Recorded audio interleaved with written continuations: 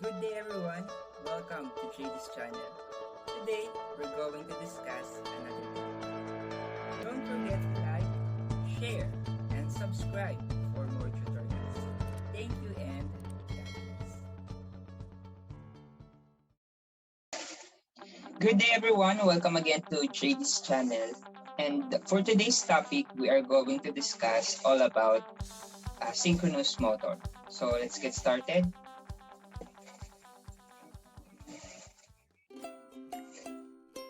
For today's topic, we are going to discuss equivalent circuit per phase of a synchronous motor. So we are going to tackle about its circuit diagram and formulas, and we are going to solve problems with regards to this topic, the equivalent circuit per phase of a synchronous motor.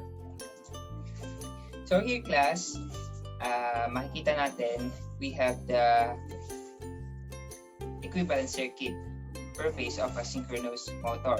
So here we have this voltage supply, and we have the armature resistance per phase, the synchronous reactance, and our motor current per phase, and then yung ating motor, and then yung kanyang back EMF per phase, that is E sub P, and then its field resistance and the field current going to, so ito yung part ng ating exciter.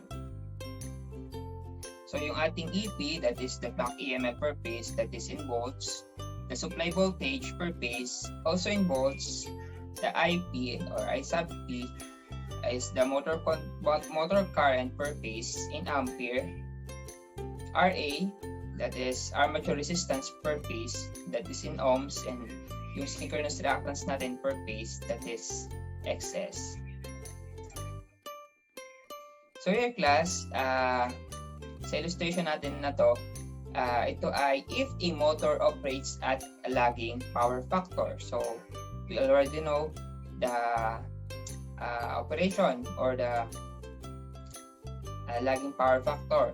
So here, the R theta, that is yung ating from the reference point or from the x-axis down to doon sa ating eyepiece or yung ating motor current, tapos yung I sub P. And then this alpha is the difference, okay, between, or the angle, okay, between the I sub P and yung ating E sub P or yung ating back EMF per phase.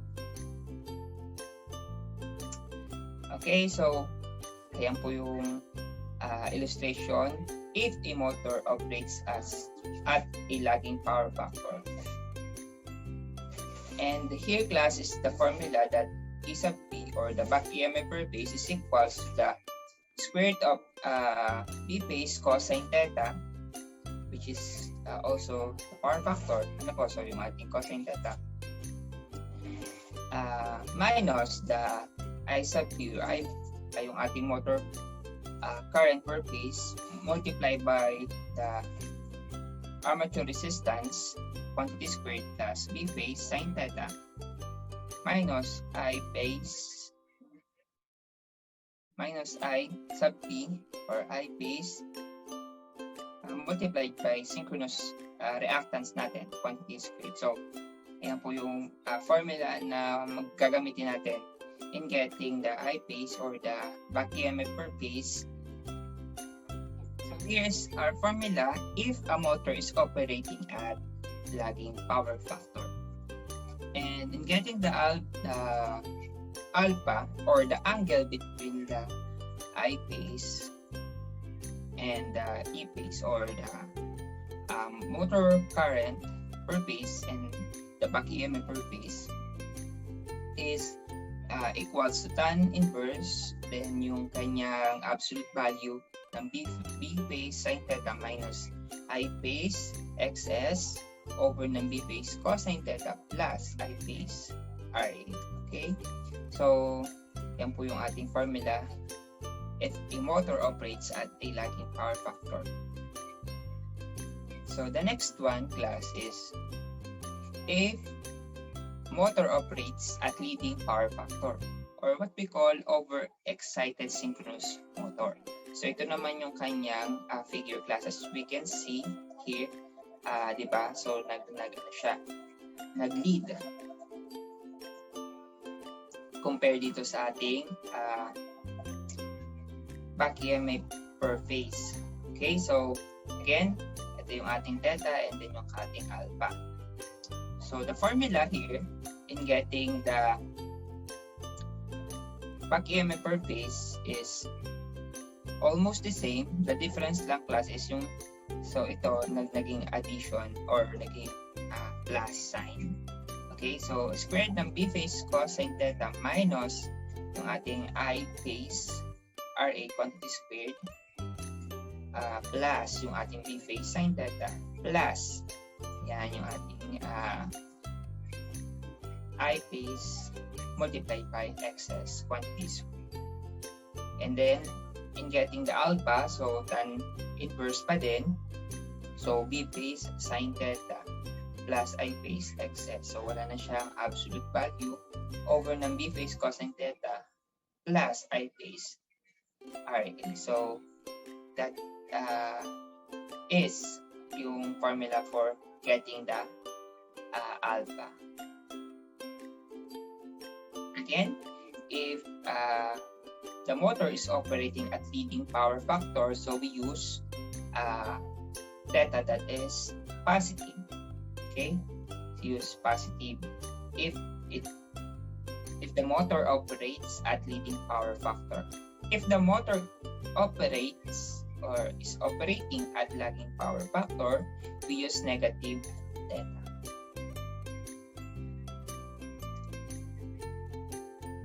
So here, class, the next is using complex number format. So here,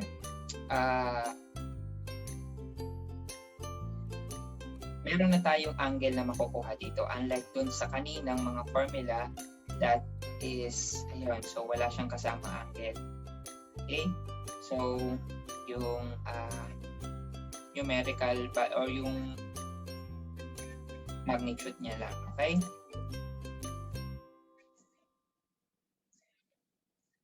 so here, class, yung ating E-phase bar angle plus minus, okay, ng value ng alpha natin is equals to B phase bar angle 0 degree minus yung ating I phase bar angle plus or minus theta. So plus or minus theta if the motor is operating at leading, so magiging plus yan.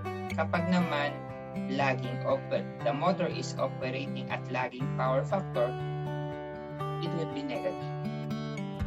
Multiplied by RA plus yung ating J XS. Okay, so remember that the alpha is the angle between the E phase and I phase. Okay, so yung ating back EMF per phase and the motor current per phase.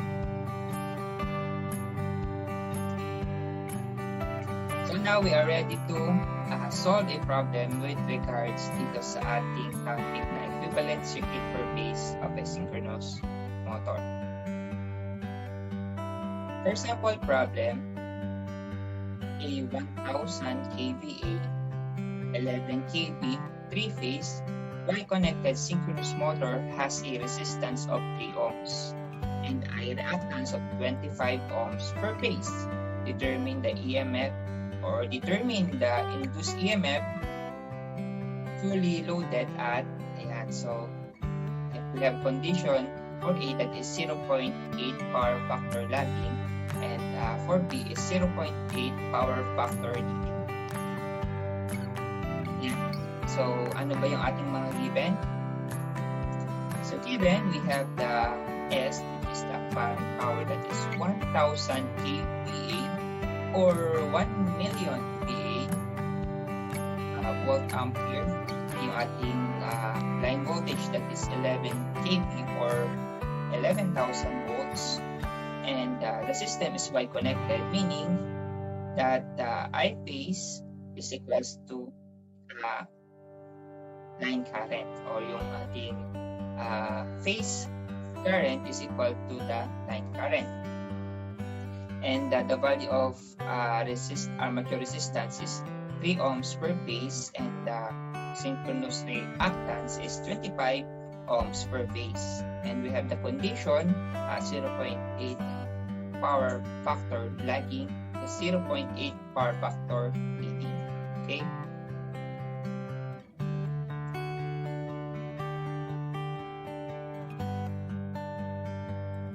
So the required is the value of back EMF per phase at 0.8 power factor lagging, and the value of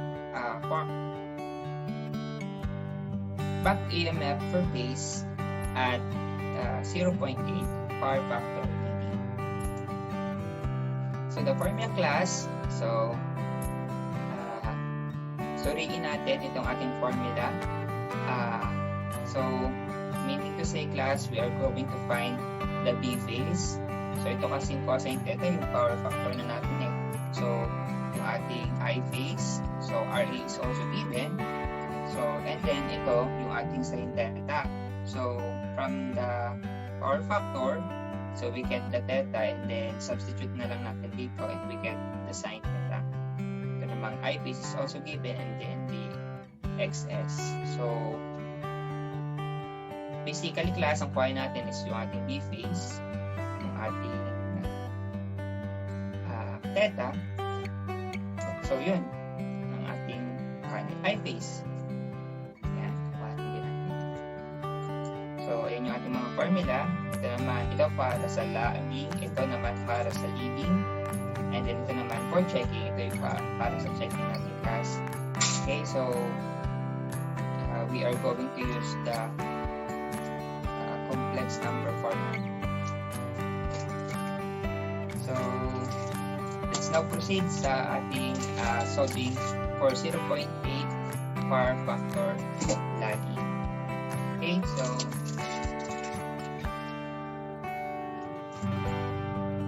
solution, finding first the I phase, or the yan, ating I phase. Gusto sabi niya na yun?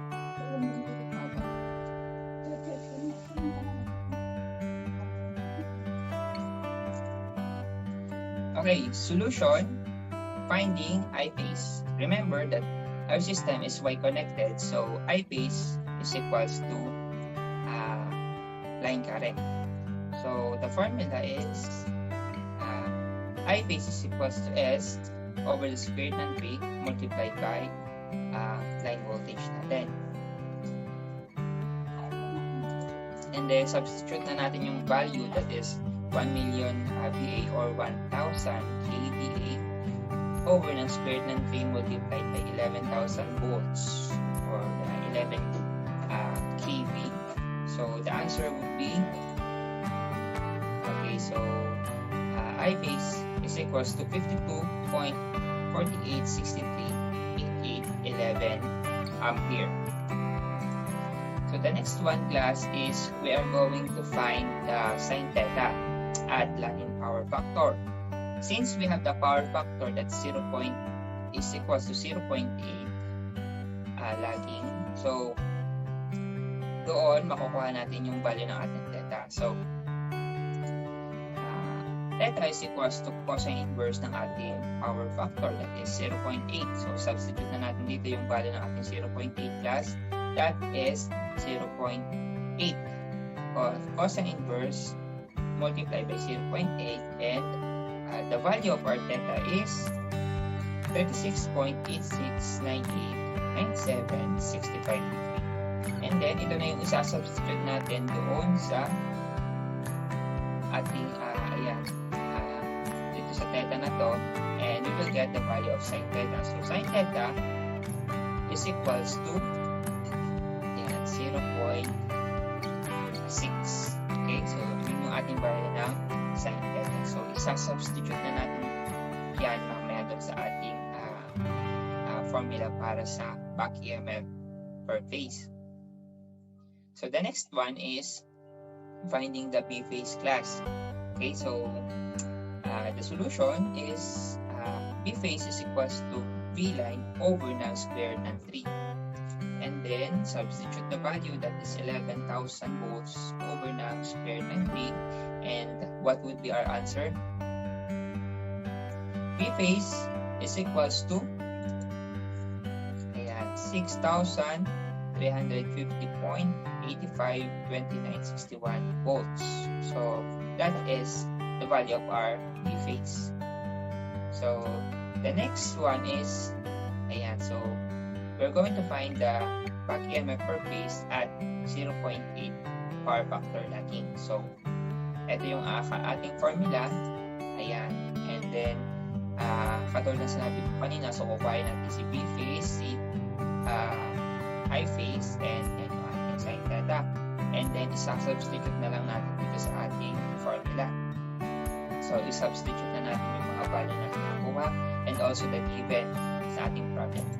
So again, na-substitute na natin yung ating mga nakuha, that is the B phase, and then yung ating power factor, and then yung ating nakuha I phase multiplied by the given RA, quantity squared, and then plus yan yung ating nakuha B phase, and then yung ating sin theta natin na nakuha minus yung ating I phase multiplied by the given synchronous reactance. So our answer would be back EMF per phase is equals to so 5,520.8595 volts per phase. Okay?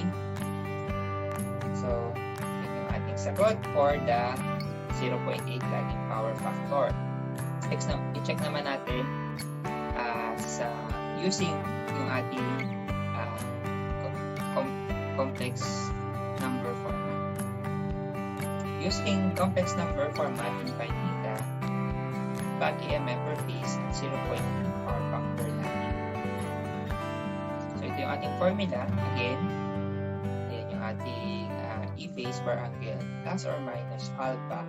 So the angle between the I phase and the E phase, or the back EMF per phase, is equals to B phase per angle 0 degree minus yung ating I phase per angle. So since it is in lagging power factor, we have the negative theta multiplied by the armature resistance plus yung ating synchronous reactance. So i-substitute na natin yung ating mga value. So ito na yan, class. Ayan. So yung ating 6,350.852961 per angle 0, that is the B phase, minus yung ating I phase, and then yung ating angle that is negative, ayan, because we have the lagging power factor, and then yung ating reactance and resistance and reactance. So what would be our answer for E phase? So magtatama din kaya siya dun sa ating value kanina. Okay, so class, we have the same result, that is 5,520.8595 per angle negative 9.9638 degree volts per phase. So the next one, class, is solving for 0.8 power factor leading naman. So solving or finding E phase at 0.8 power factor leading. So ito yung ating formula. Ayan, so kung makikita natin, class, nabago lang sa kanya buhat kanina is yung ito, yung positive lang. Okay, so but yung same pa rin na mga parameters. So substitute na natin yung ating value. Ayan. So ang mangyayari lang, magiging plus lang ito. Okay. So the answer would be for a 0.8 power factor leading is equals to the E phase is equals to, okay, so we have the 7,104.9201 volts per phase. And katulad ng ginawa natin kanina, let's try to solve using naman yung ating complex number format. Using complex number format in finding back EMF per phase at 0.8 power factor leading. So again, ito yung ating formula. Yung ating E phase bar angle plus minus alpha natin is equals to B phase bar angle 0 minus I phase. Kung mapansin natin class, ito naman naging positive na. Ayan. Since siya ay leading, okay, yung theta natin. And I multiply by the ating impedance, that is RA plus yung ating synchronous reactance. Okay, so substitute na natin yung ating mga value. Ito na siya class. So ang nangyari lang, naging passive na ito. Yan. And then what would be our final answer for E phase? So magtatama ba siya? Ayan. So our answer is also the same dun sa ating nakuha using yung sum formula. Okay? So ayan. So magiging ito ang sagot is 7,104.9201. May angle na lang siya ngayon. Bar angle negative 9.2675 degree volts per phase. So check natin kung tama ba yung ating sagot doon sa ating final answer. So ating sagot kanina sa A and ngayon sa B. So for the final answer, okay, so ayan. So tama yung ating nakuha. Ano po? Ayan. For the final answer. Okay class, so that would be all for this topic and see you sa next tutorial. Thank you class and God bless.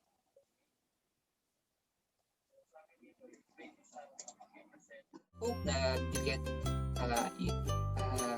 get something and you learn something from this tutorial, and don't forget to like, share, and subscribe for more tutorials. So thank you class, and God be all the glory. So thank you and keep safe for everyone. God richly bless you.